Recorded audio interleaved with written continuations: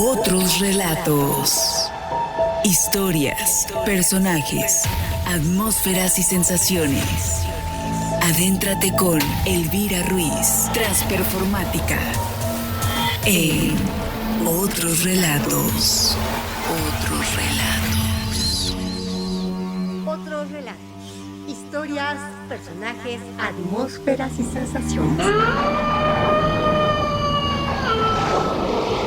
Hoy escucharemos un fragmento de la novela Los Pasos de López de Jorge Ibargüengoitia.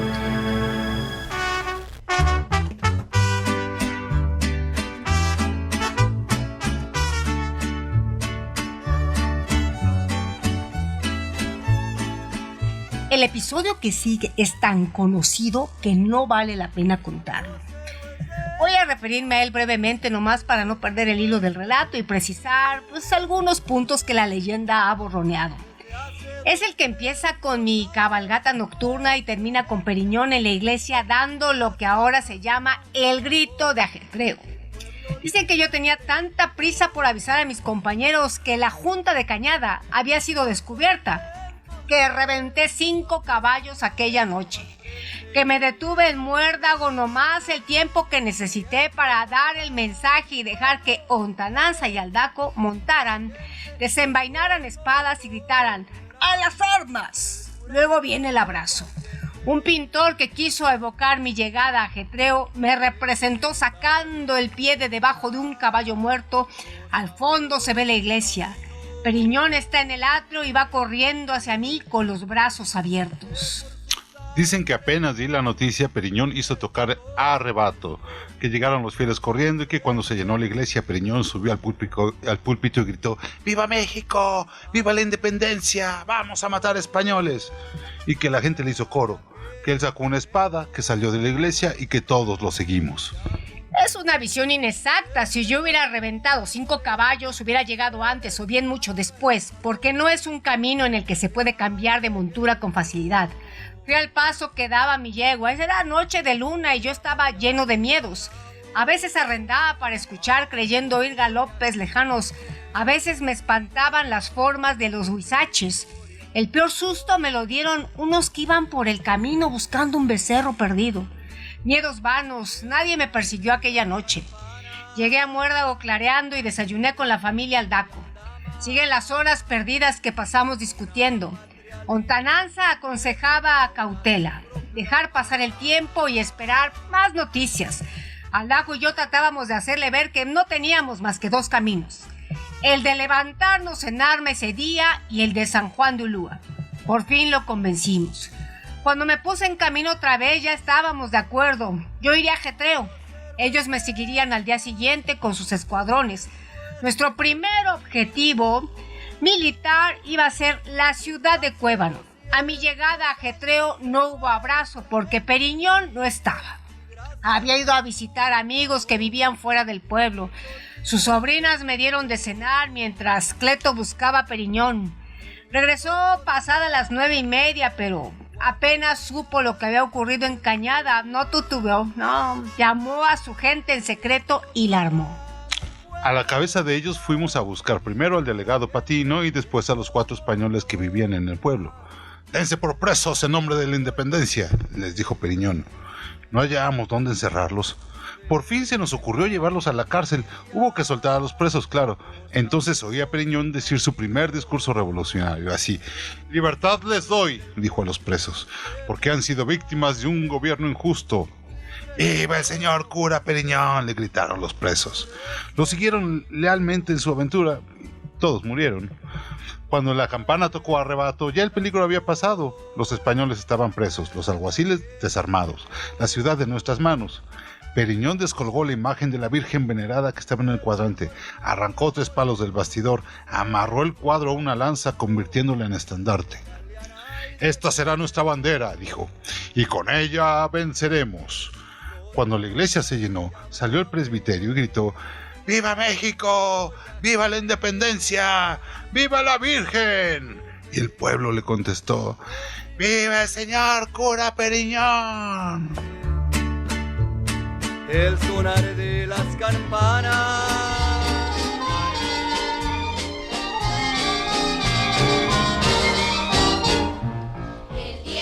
Periñón despertó antes del alba.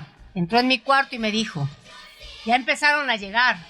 Fue a asomarse en la ventana y me hizo seña de que me acercara.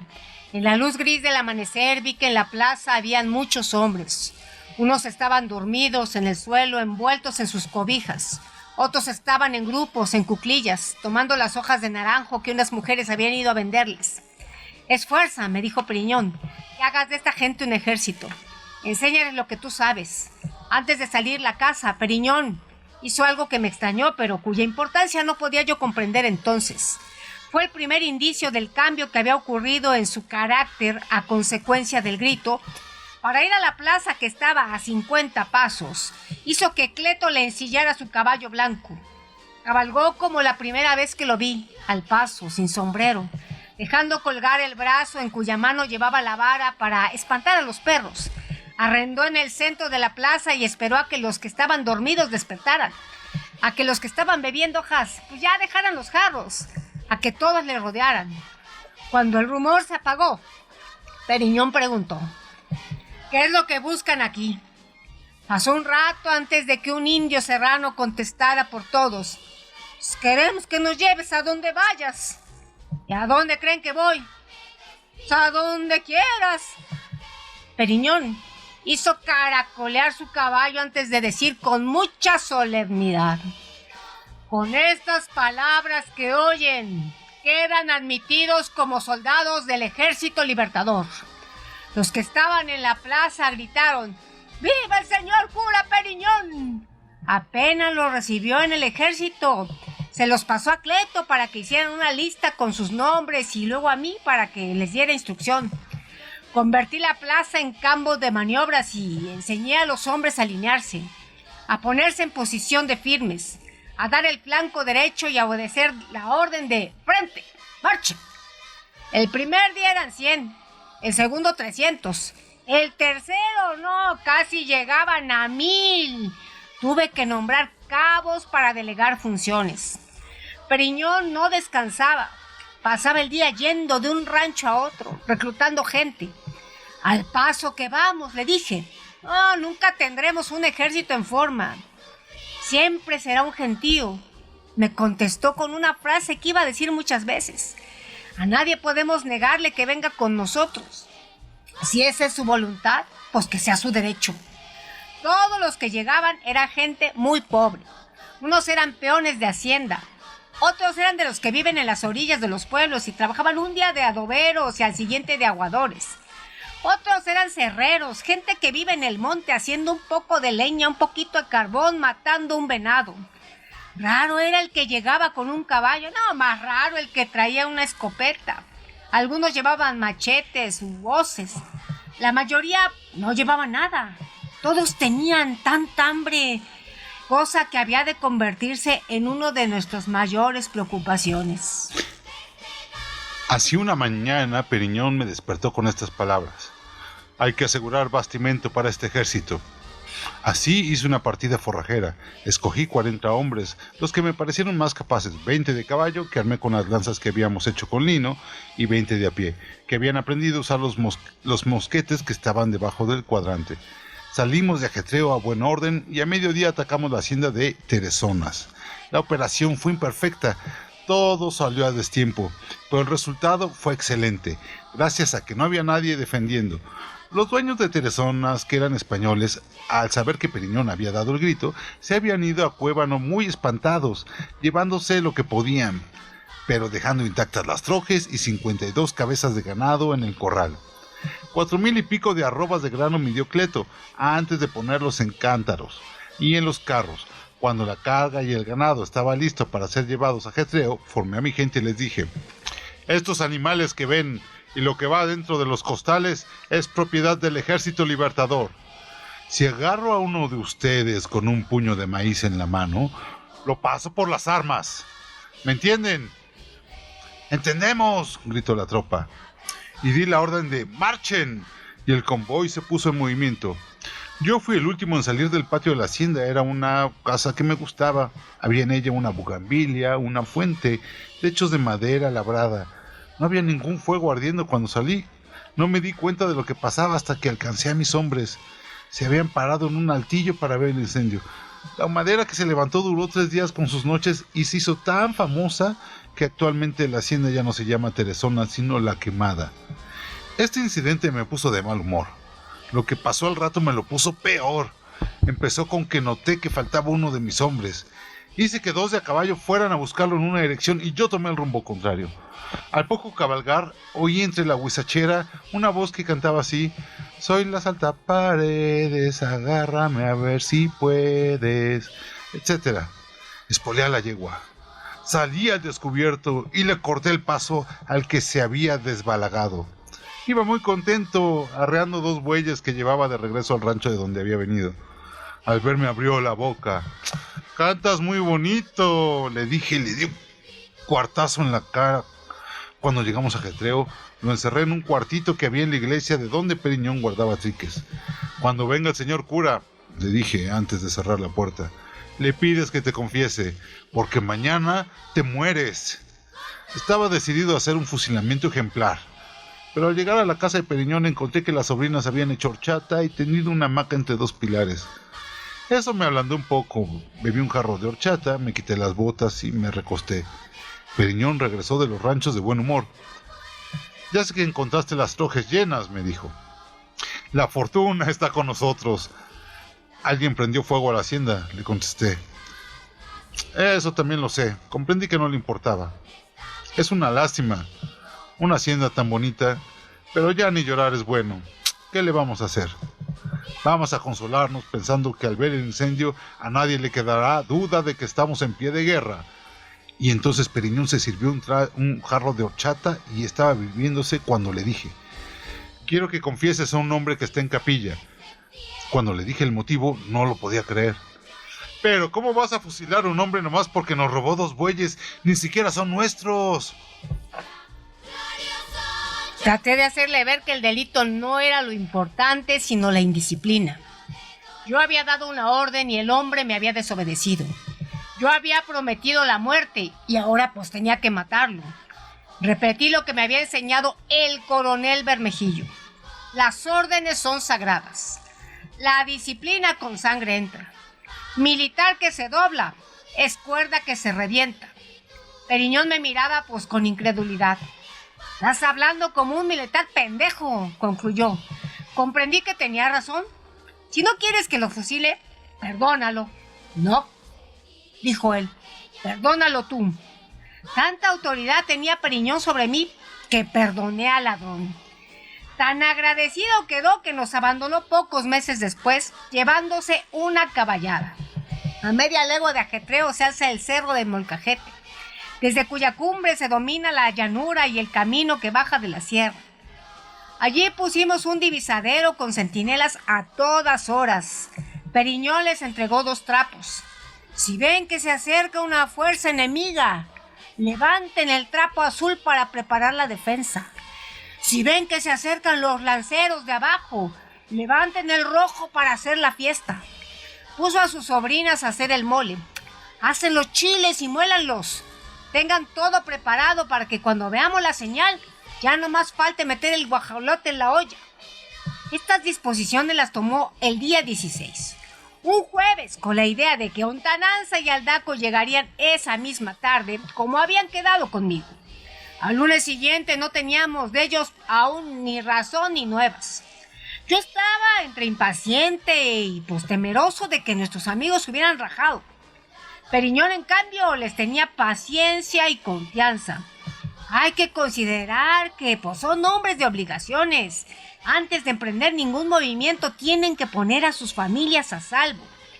A ti y a mí nos cuesta trabajo entenderlos porque pues, no tenemos ni mujer que nos llore, ni perro que nos ladre. En las noches después de cenar hacíamos conjeturas. Me extrañó el rigor con que consideraba los actos de Diego. Siempre fue pusilánime, decía. Debió haberse levantado a la primera señal de que la junta estaba descubierta. ¿Qué tenía que andar viendo el alcalde? Yo defendía la actitud de Diego. Trataba de hacer ver a Periñón que la suerte había estado en contra nuestra aquella noche. Periñón le tenía gran respeto a Juanito. a pesar de que por confesarse nos había denunciado. Hizo bien, decía. Actuó de acuerdo con su conciencia. Una tarde al llegar a la casa encontré a una de las sobrinas, la más prieta, ahí hincada en el corredor, abriendo un altero de tunas, cardonas. Pues yo, sin que se lo pidiera, pues ella abrió una tuna y me la ofreció. Yo la acepté y pues después de comérmela, pues me limpié los dedos con un pañuelo. Ella abrió otra tuna y pues también me la ofreció. Oh, fue la única vez que estuve solo con alguna de las chamacas, sí, las sobrinas. Hubiera sido el momento oportuno de preguntarle si de verdad era sobrina de Periñón. No me atreví. Tomé la segunda tuna, ella bajó los ojos y nunca supe la respuesta. Periñón y yo estábamos platicando en el corredor en la tarde del martes cuando llegó un centinela sofocado a avisarnos que los vigías que estaban en el cerro del Molcajete habían levantado el trapo rojo. Periñón se levantó de un brinco de órdenes de que echaran al guajolote en la olla y se fue a buscar su bandera, la que había hecho con la lanza y la imagen de la Virgen Prieta, como aquella muchacha de las tunas, ¿sí? Se estaba metiendo el sol cuando los lanceros de abajo entraron en la plaza. Los caballos estaban empapados, los lanceros llenos de tierra, pero las trompetas tocaron la marcha dragona. El destacamento que yo había formado presentó armas. Fui a pararme al lado de Periñón, que estaba en los escalones del atrio, así con la bandera alta. Ontananza y Aldaco se apearon y nos dimos un abrazo. Entonces nuestra gente gritó: ¡vivan los lanceros de abajo! ¡Vivan sus capitanes! Y los lanceros respondieron: ¡viva el señor cura Periñón! ¡Viva el teniente Chendón! ¡Vivan sus hombres! Mientras en la plaza había escenas de fraternidad y en la cocina calentaban la comida, tuvimos la primera reunión de lo que más tarde se había de llamar Consejo del Mando Supremo. Entramos los cuatro en el comedor y nos sentamos alrededor de la mesa. Ontananza y Aldaco empezaron por disculparse. Se habían atrasado, tal como lo había imaginado Periñón, por poner sus familias a salvo. Luego nos dieron las pocas noticias que tenían de Cañada. Todo estaba perdido. Diego y Borunda estaban en prisión. Había rumores de que Carmen la habían encerrado en el convento de las Candelarias. No había noticias de don Benjamín Acevedo ni del señor Mesa. Cuando terminaron de hablar, Periñón tomó la palabra. Estas noticias nos hacen más que confirmar lo que ya imaginábamos, Matías y yo, que no debemos esperar ningún auxilio de Cañada. Y luego me pidió: saca el tintero y las plumas para que lleves el acta. Cuando estuve listo, siguió: en vista de que el ejército que tenemos está creciendo muy rápidamente y de que los grados que ustedes tienen no son bastante altos para hacer frente a tan gran responsabilidad, propongo que desde este momento tú seas coronel, Luis, dijo a Ontananza, y tú también coronel, Pepe, dijo Aldaco, y que a Matías sea capitán. ¿Están ustedes de acuerdo? Y todos estuvimos de acuerdo. No se habló de qué grado debería tener Periñón, pero a partir de ese momento actuó como si fuera el único jefe.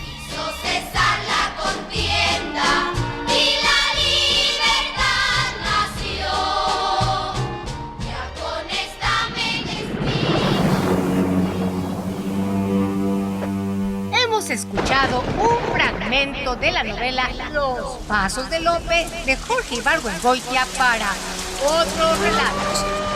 No te pierdas nuestras siguientes historias, personajes, atmósferas y sensaciones. Banco de voces. Narradora Elvira Ruiz. Narrador John Dixit. Guión y dirección Elvira Ruiz Vivanco. Compártenos tu historia. Esto es Otros Relatos. Otros Relatos. Sigue acompañando a Elvira Ruiz en Otros Relatos. Otros Relatos.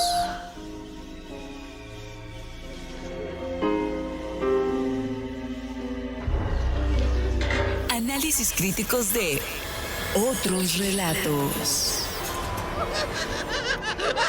Análisis crítico a partir de la novela Los Pasos de Lope de Jorge Ibargüengoitia por Elvira Ruiz Vivanco. De acuerdo con Agustín Cadena, desde el siglo pasado, la literatura mexicana ha documentado extensamente nuestros más importantes acontecimientos históricos. La Revolución de 1910, la Revuelta Cristera de los años 20, las guerrillas urbanas de los años 60 y 70, la violencia de los cárteles del narcotráfico hoy en día.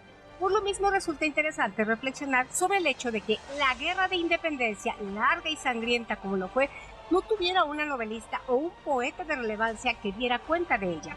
La primera novela que se publicó ubicada en este periódico es Los Pasos de López de Jorge Ibargüengoitia de 1982. A manera de sátira cuenta la historia del cura Miguel Hidalgo, el padre de la patria y otros personajes históricos cambiando los nombres. Más tarde, en 1991, Carlos Fuentes publicó La Campaña, un mosaico histórico de las luchas latinoamericanas por la independencia. En 1995, Rosa Beltrán dio a la imprenta La Corte de los Ilusos, otra novela satírica inspirada en la vida y muerte del único emperador mexicano, don Agustín de Iturbide. Luego, en 1999, Enrique Serna publica El Seductor de la Patria, una novela biográfica sobre el general, presidente y dictador Antonio López de Santana. Finalmente, en la última década apareció El Guerrero del Alba de Raquel Huerta Nava, biografía novelada del caudillo Vicente Guerrero.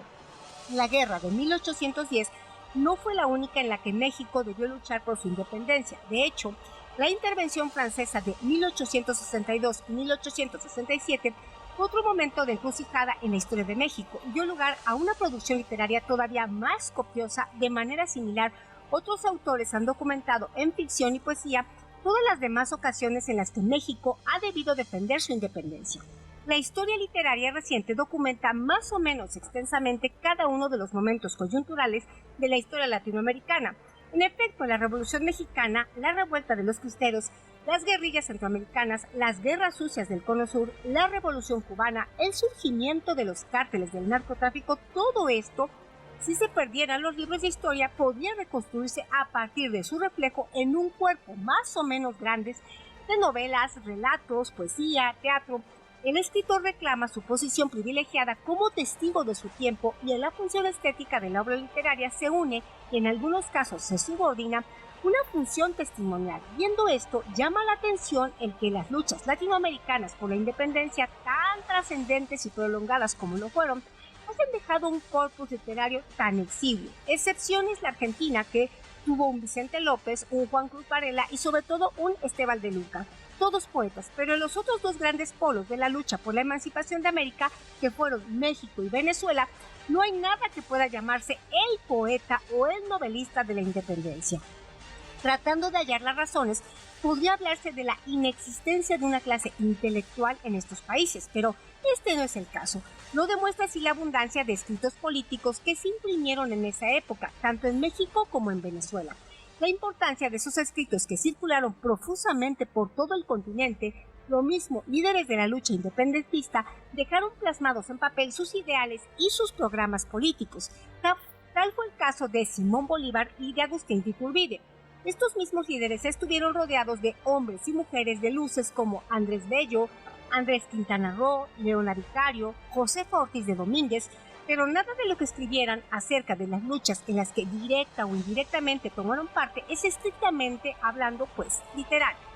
Respecto a la falta de una novela de la independencia, podría aducirse que la novela como género era muy joven, pero el hecho es que ya se había dado una narrativa colonial como la de Joaquín Fernández de Lizardi.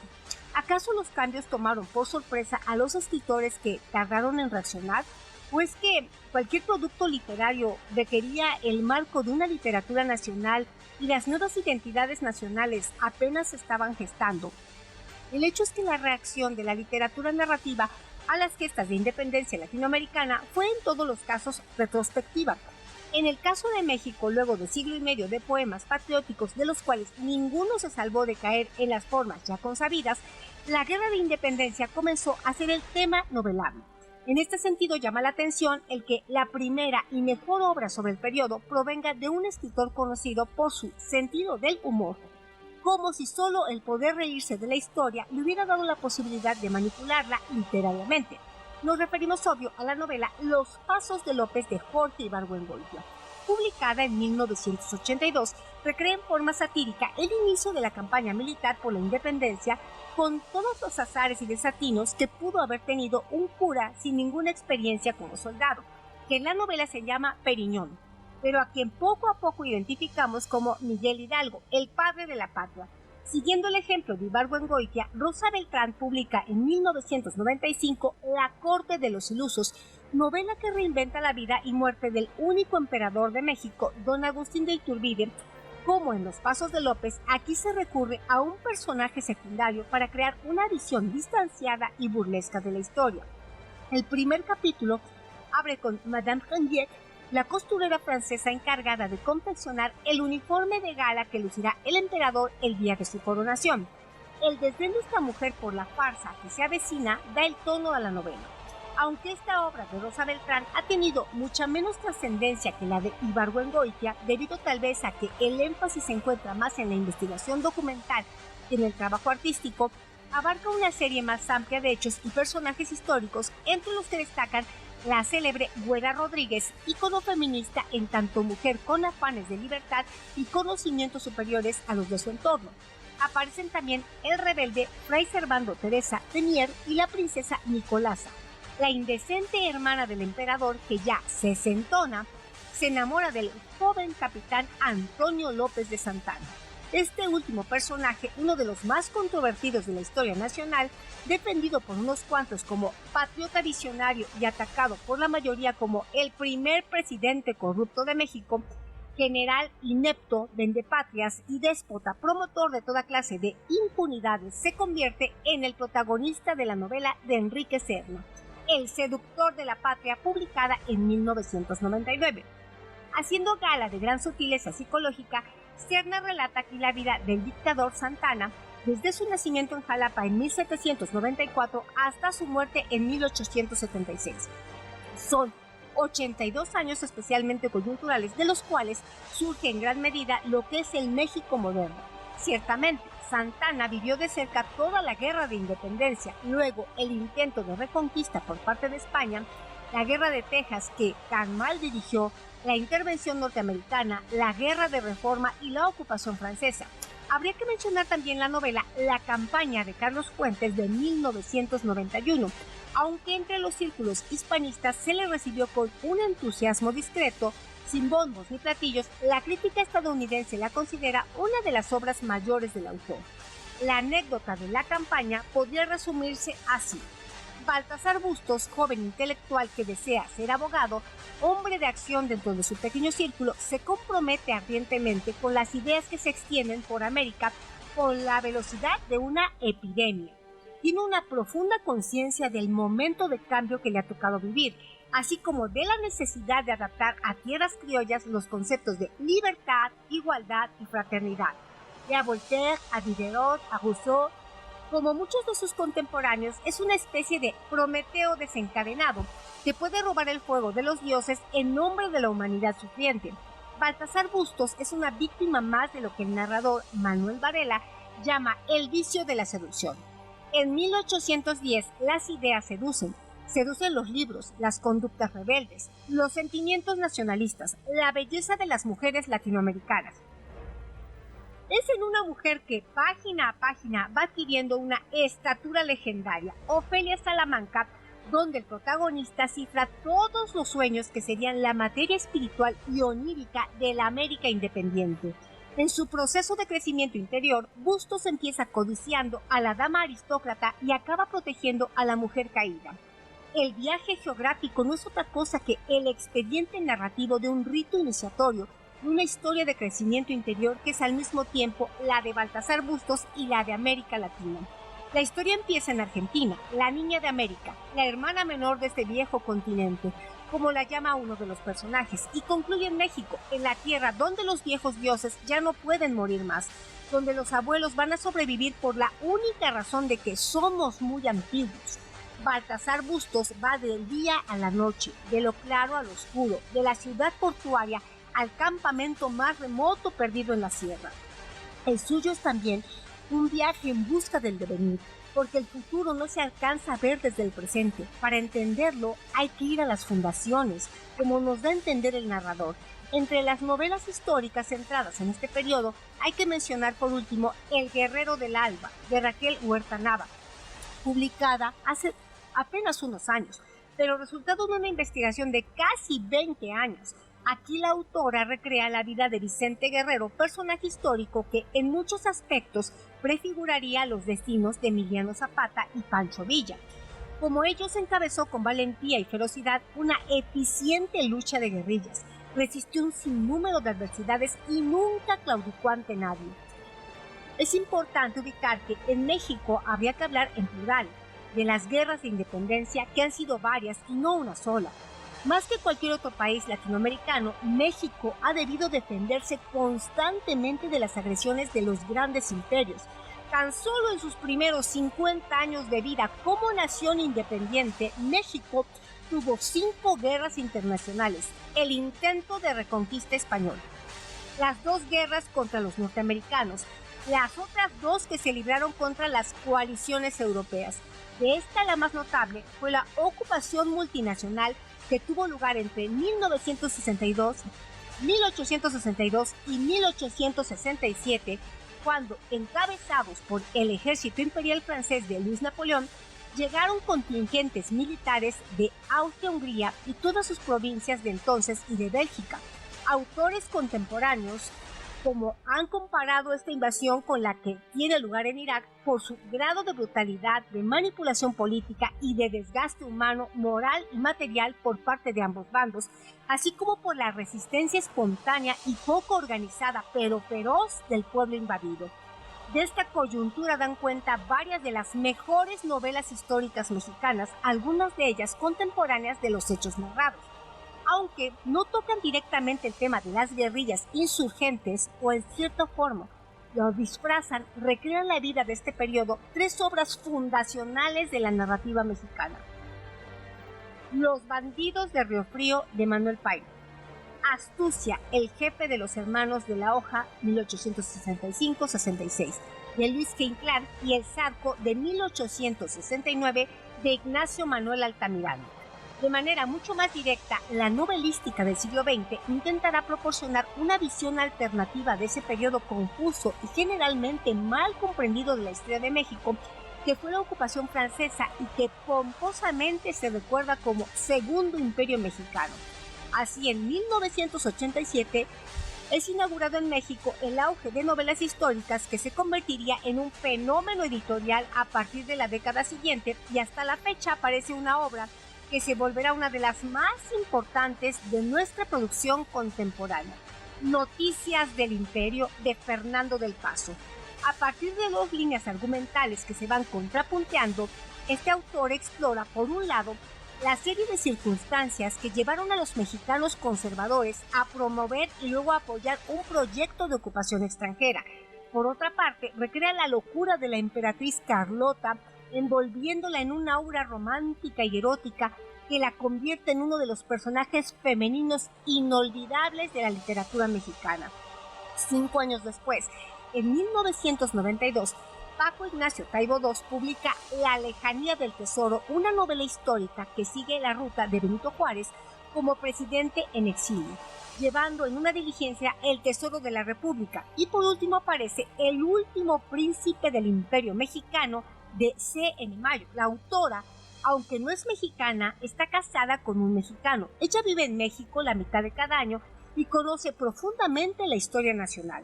Su novela, elogiada públicamente por el historiador paciano Enrique Krause, cuenta una historia que en su momento fue ignominiosa, un escándalo internacional, pero que terminó perdida, reducida a una nota de pie de página, literalmente en un registro. Se trata de la adaptación por parte de Maximiliano y Carlota del niño Agustín de Iturbide y Green, nieto del Libertador.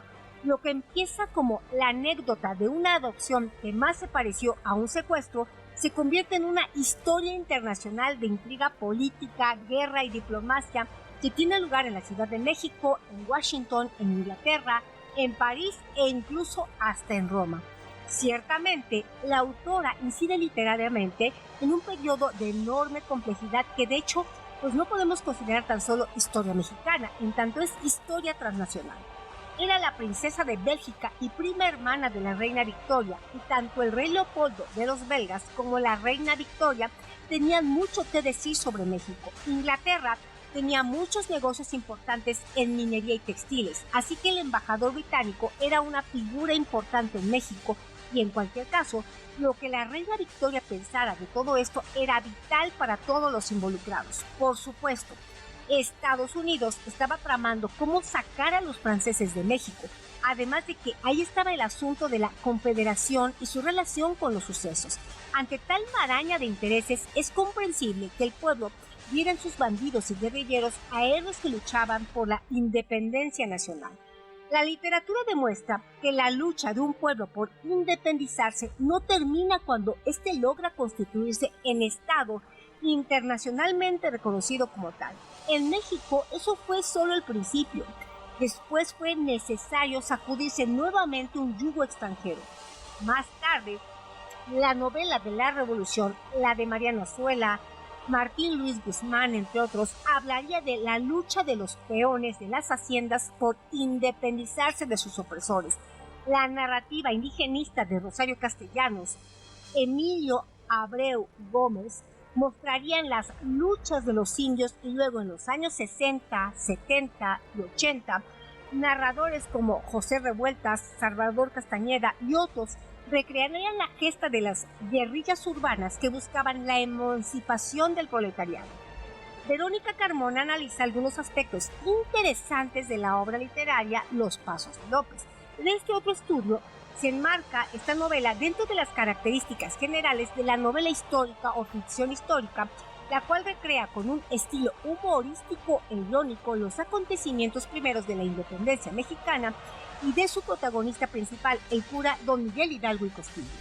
La novela Los Pasos de López de Jorge Ibargüengoitia se organiza en 24 partes o secciones, las cuales se identifican con un número arábigo, 1, 2, 3, 4, etc. El narrador de la novela es en todo momento el capitán Matías Chandón, personaje que no tiene un correlato histórico, pero que adquiere protagonismo en el desarrollo de los acontecimientos.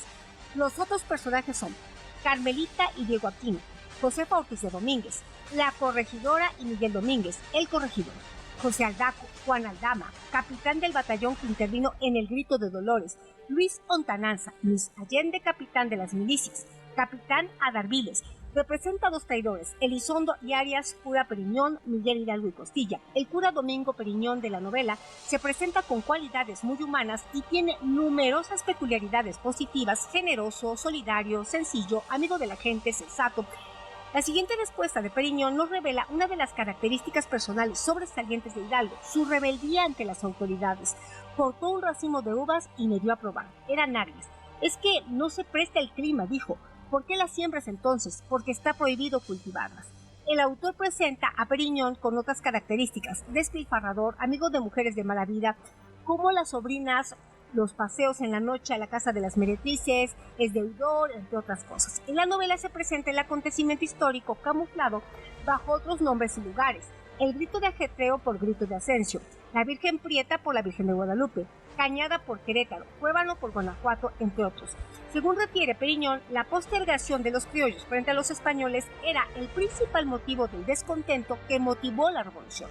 Como no se han conservado fuentes históricas de primera mano sobre el Grito de Dolores, la mayor parte de los acontecimientos se han ido transmitidos por una fuerte tradición oral, por lo que no hay certeza de que todo lo que haya ocurrido, tal como ha llegado hasta nuestros días, pues tiene parte de invento. Estos vacíos históricos permiten al escritor jugar con la ficción Ibargüengoitia para recrear sus personajes y acercarnos a un acontecimiento histórico del que parece que hay más mitos que realidades. Utiliza el humor. Interesante, ¿verdad? No te pierdas nuestros análisis críticos de otros relatos con Elvira Ruiz. Compártenos tu historia. Esto es Otros Relatos. Otros Relatos.